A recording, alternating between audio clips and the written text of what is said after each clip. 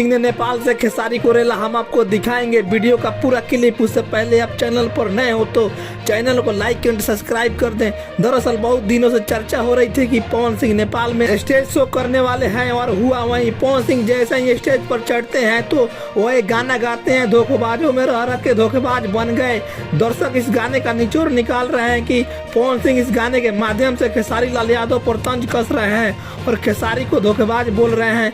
लेकिन पवन सिंह के फैंस आस लगा रहे हैं कि खेसारी के शोहर वाले बयान पर पवन सिंह पलटवार जरूर करेंगे। तभी दर्शकों की ओर से फरमाइश आ रही है कि पवन भैया मम्मी कसम गाने गाइए, जिसे दर्शकों की फरमाइश पूरा करने के लिए पवन सिंह मम्मी कसम गाना गाते हैं, जिसे आप सुनकर मस्त हो जाएंगे। सोचता नीचे तना नदान नइखी हो,